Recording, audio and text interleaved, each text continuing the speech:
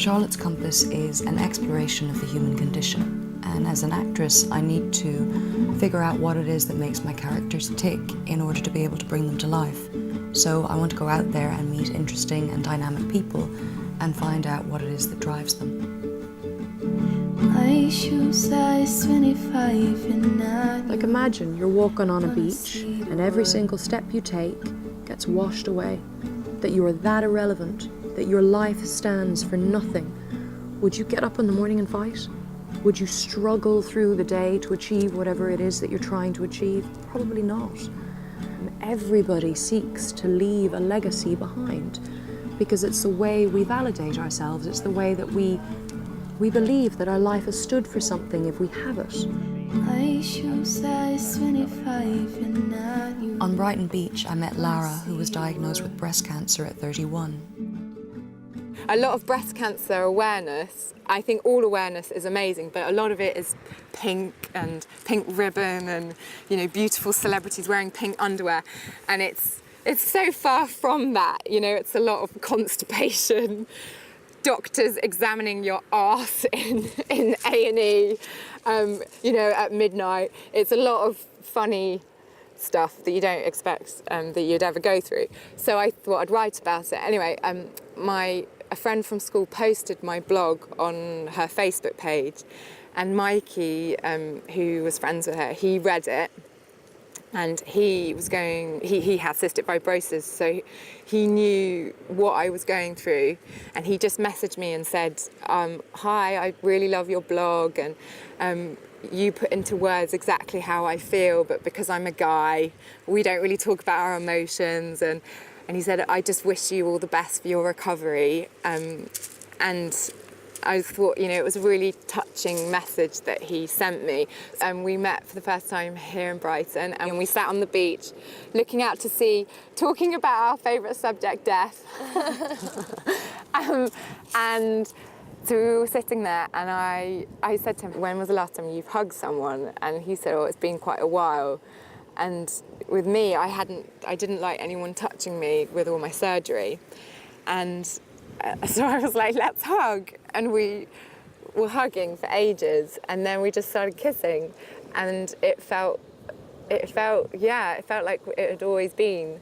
And then, yeah, we haven't looked back since. And because Mikey's health, he's going through such a tough time at the moment that I wanted him to know that I'm not going anywhere, and I'm going to be with him through all of the tough times.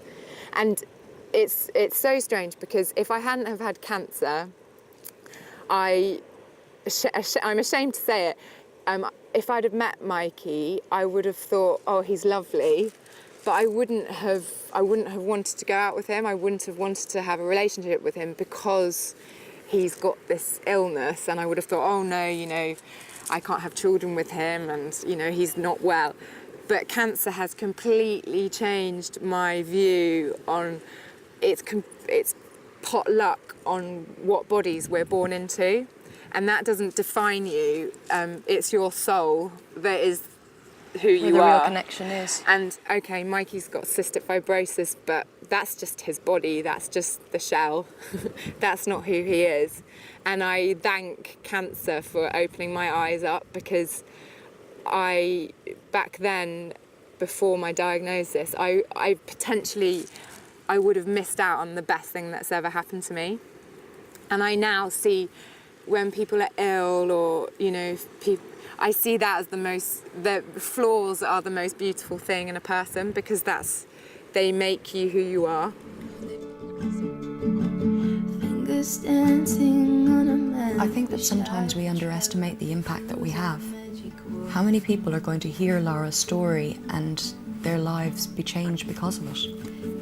In France, I met Lucian, and he's a retired electrical engineer, and he explained to me that his legacy is about inspiring his grandchildren. He's gone to go and find some of the grandchildren, I think. Because I was about to ask about how he'd sit along here with the candles and light them with the grandchildren. Oui, en fait, c'est le dernier qui a servi. Le dernier qui a servi, celui-ci. Attends, je vais m'essuyer parce que j'ai les larmes aux yeux. Oh, he's such a kind, gentle soul. but that he lights these candles with the grandchildren and then imagines what it would be like to tell stories about how you could run over the roofs all the way down to Perpignan, or just your imagination, what you could be, what you could do. Et alors on a tout éteint, et puis on a allumé une bougie simplement. Ouais. Et puis on a vu que la bougie, la flamme, elle oscillait, elle était fragile, elle pouvait s'éteindre, elle ne s'était pas éteinte. Ça aide à la concentration. Oui. Hein, l'absence de lumière artificielle, cette simple flamme. Et puis d'imaginer un voyage. Alors on a fait beaucoup de voyages, hein, je peux vous dire. Ah oui, on est même monté au ciel, on a pris une fusée, je ne sais plus. Et puis il y avait une échelle de corde là, enfin, voilà, une échelle. Et puis Léa, c'était Arthur qui conduisait la fusée. Oui. Et puis c'était Léa qui grimpait. Et elle disait plus vite. Mais si, c'est top. Et tu passes des heures en faisant ça? 2 heures, non, enfin oui, on fait ça avant d'aller se coucher. Oui. Mais c'est une façon d'être dans l'intimité. Oui. Ouais. Puis il arrive quelquefois que le lendemain ou le surlendemain, ils y reviennent. Ah oui. Ah oui, sur l'épisode. Oui. Oh, tu sais, papa, on a fait ça, ou maman, on a fait ça. Enfin, voilà. Bon, c'est une manière de me mettre en valeur. Non. Dream when I sleep and I feel low. Oh. In Dublin, I met Lynn, who is the director of the Science Gallery. Do you know when you look up at the stars and you look at like the size of the universe? Yes. Well, you must understand what you're looking at. I just look at it. totally don't. Oh my God, I totally don't understand what I'm looking at when I look at the stars. I guess that's kind of the wonderful thing. Is probably that's why it's so humbling. I have I have ideas and people have told me what I'm looking at, but I don't really know what I'm looking at. I mean, in many ways, that's sort of the beauty of the human condition and the beauty of science. There's this really interesting paper that I read that if you're not going to bring your children up in any kind of religion, it's really important that you activate some part of their brain that forces them to believe in something that they can't prove. So if they're not going to believe in God, then try fairies out. Because that development of that part of your brain that can theorize while not having proof is really important. Part of your creative development. So I suppose the message is, if you're not going to do religion, do fairies and Santa or the Easter Bunny or something. What is the human condition? I don't know what the human condition is. Wonder, curiosity, the ability to form inextricable bonds with people, our need for each other, our social tendencies, all of those things. I think, that's the human condition for me. Our ability to communicate, to share our thoughts and ideas. It's not really any one thing, is it? It's just... No, but that is what I'm discovering as I'm going along, and it's interesting that, I would have thought in my head that someone who's more orientated towards science would have given maybe a slightly different answer, but actually it is that the human condition is the human condition. It's complicated. It's cool.